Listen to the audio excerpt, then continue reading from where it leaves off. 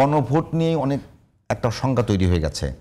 আজকে আবার সরকারের পক্ষ থেকে সংবাদ সম্মেলন করে বলা হলো যে 15 তারিখের মধ্যে নির্বাচনের সব প্রস্তুতি শেষ করতে। এই দুইটার মধ্যে কোনো কানেকশন পান কি? নিশ্চয়ই আছে, নিশ্চয়ই আছে। সরকারের একটা বৃথা চেষ্টা। আপনি বারবার বলে ডেট দিয়ে যে অনিশ্চয়তা তৈরি হয়েছে, লাভ হবে না। নিশ্চয়তা কিন্তু একটা পারসেপশন। আপনি খেয়াল করবেন, এই সরকার প্রধান উপদেষ্টা রিপিটেডলি বলেছেন নির্বাচন হবে, নির্বাচন হবে। উনি দেশের বাইরে দেশের রাজনৈতিক দল যখন যায় সবাই সতর্ক থাকুন হবে। সেদিন একটা শোতে আমি রাজ্জাকের সাথে ছিলাম, আমরা আলাপ করছিলাম। আপনি তারপর না বিভিন্ন জায়গায় গেলে ফিসফাস শুনবেন, মানুষ জিজ্ঞেস করে নির্বাচন কি হবে। আমি মানুষ কেন নিজ দলের লোকে আলাপ করে, দলের লোকে। সো এই অবিশ্বাসটা কেন? তার মানে আপনি গায়ের জোরে আস্থা আনতে পারবেন। আস্থা কিন্তু একটা মানে পারসেপশন, এটা ভুল হতে পারে কিন্তু এটা এক্সিস্ট করে, ডিটারমিনেশন থাকতে হবে, এটা এক্সিস্ট করে। আপনি দেখবেন তো এই অনাস্থা ছিল, এইসব বলে টলে লাভ হবে না, বরং আস্থার পরিবেশ আরো নষ্ট হয়েছে, একদম সোজাসুজি। এবার আমি পাল্টা কথা বলি, জামাত শক্তিশালী, জামাতের গ্রাউন্ড আছে, ও বললো এটা না হলে আমি নির্বাচনে যাব না। বিএনপি যদি বলে এগুলা দিয়ে আমি নির্বাচনে যাব না, এই একই রেজাল্ট, একই প্রশ্ন, রেজাল্ট একইও না, আবার ইভেন আরো খারাপ বলবো আমি। মানে জামাত নির্বাচন করে এনসিপির সাথে নির্বাচন করে জামাত ক্ষমতায় যাবে, বুঝেন আপনি? আমি এই জন্য বলছি সব দিকে এই পরিস্থিতি আছে, এই জন্য আমার একটা আন্ডারস্ট্যান্ডিং আছে।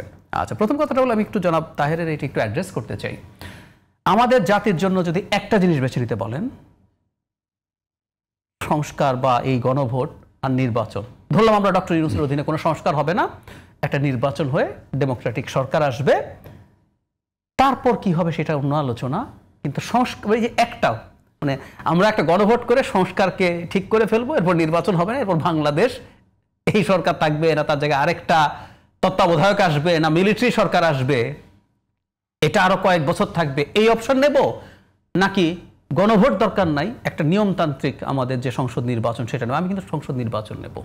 আমার আন্ডারস্ট্যান্ডিং হচ্ছে দুটো নিয়েই, সংস্কার এবং নির্বাচন নিয়ে যেতে পারলেই সবচেয়ে ভালো। কিন্তু আপনাকে একটা যদি বাঁচতে বলে সেটা কোনোভাবেই সংস্কার না, একটা যদি বাঁচতেই হয় আপনাকে। কেউ তো একটা বাঁচতে বলেনি এখন না, তাহেরে কিন্তু আমি উনি ওজন যেটা বলছেন ওটা উনি ওজন দিয়ে দিয়েছেন, রিডিং বিটুইন লাইনস আছে, উনি কিন্তু ওজন দিয়ে দিয়েছেন। নির্বাচন না হইলেও মানে ধরে নিলাম এটা হইলো না, যদি না হলেও আর কি, হ্যাঁ, ওইটা দরকার না, কিন্তু আমার আগে এটা লাগবে। উনি কন্টেন্ট এরকম আমি পড়েছি যে এটাই বেশি জরুরি, এটা হতে হবে, এটা উনি বলছেন। তাত্ত্বিকভাবে বলছি, সংস্কার টংস্কার গণভোটে পাশ হলো, মানে এরপর দেশ কোথায় গেল কি গেল।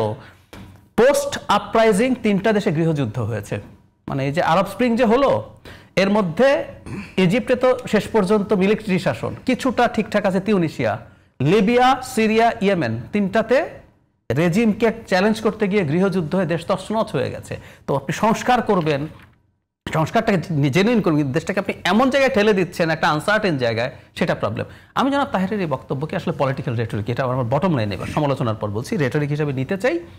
কারণ হচ্ছে আমি বিশ্বাস করি না জামায়াতে ইসলামী এত বড় ভুল করবে। অলরেডি এটা বলার সাথে সাথে অলরেডি জামাত ইসলাম সহ 8টি রাজনৈতিক দল তারা বলছে যে গণভোট নির্বাচন আগে না দিলে তারা বৃহত্তর আন্দোলনের ঘোষণা দেবে। কার বিরুদ্ধে? সরকারের বিরুদ্ধে। আচ্ছা, ঠিক আছে, দিলেন। কিন্তু আমি যে কথাটা বলছিলাম, শেষ পর্যন্ত যদি মানা না হয়, আমি ধারণা করি শেষ পর্যন্ত সবাই নির্বাচনে গণভোট আপনি মনে করছেন। আচ্ছা, বেসটা কোথায়? আগে বিরুদ্ধের কথা বলি। জামাত ঐতিহাসিক ক্রান্তি লগ্নে ভুল করার বাতিক আছে, এটা একটা অদ্ভুত ব্যাপার।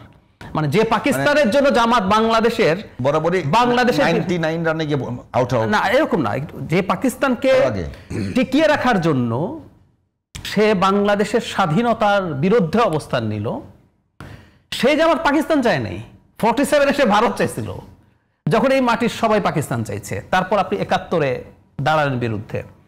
86-তে এই ভূমির লোকজন এরশাদের সাথে অ্যালাইন্ড হওয়াটাকে বেইমানি মনে করেছে। আওয়ামী লীগের সাথে যে জামাত বেইমান হয়েছিল আমরা অনেকে জানি না বা মনে করিয়ে দেই না।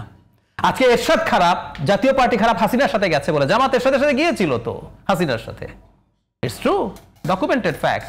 সো ইতিহাসের ক্রান্তি লগ্নে তার ভুল করার প্রবণতা আছে। অনেকে বলে, আমি নিশ্চিত নই। 8 সালের নির্বাচন, আমি নিশ্চিত না এই নির্বাচনের রিগিং নিয়ে প্রশ্ন আছে। এই নির্বাচনে জামাত সম্ভবত বলা হয়, আমি বিএনপির খুবই বড় নেতাদের কাছ থেকে শুনেছি, কিন্তু আমি যেহেতু কোথাও ডকুমেন্টেড ইয়ে পাইনি, সেটাও জামাতের চাপে বিএনপিকে নির্বাচনে যেতে হচ্ছে। তো জামাত আবারও ভুল করতে পারে, কিন্তু ভুল করবে না। আবার কেন বলি, বাংলাদেশে একটা আনসার্টেনিটি যদি তৈরি হয়, ধরুন শেখ হাসিনা বলেছিল ১/১১ আমাদের আন্দোলনের ফসল, ১/১১ হয়েছিল। শেখ হাসিনাকে পরে চুজ করা হয়েছিল, কিন্তু ১/১১ মূল থিম কি ছিল? -2, তাই না? ফেল করলো, পরে তারা শেখ হাসিনার সাথে নেগোশিয়েট করেছে। প্রথম শেখ হাসিনাকে, তার আন্দোলনের ফসল হলেও শেখ হাসিনাকে কি করতে চেয়েছিল? তার দলকে মাইনাস করতে হয়েছে। সুতরাং এই ধরনের কিছু হলে কেউ ভালো থাকবে না এবং রাজনৈতিক দলগুলো সবার আগে সাফার করবে। এই কারণে আমি বিশ্বাস করি যে কোনো একটা জায়গায় তাদের এই সদবুদ্ধি, এটা সব দল, বিএনপি, জামাত, এনসিপি, ইসলামী আন্দোলন যারা আছে সবাই এটা বুঝতে পারবে। এই জন্য আমি আশা করি যে এটা পলিটিক্যাল রেটরিক চাপ দেওয়ার জন্য করছেন, তারা শেষ পর্যন্ত সবাই নির্বাচনে শেষ পর্যন্ত আসবেন। সবাই করবে, মানে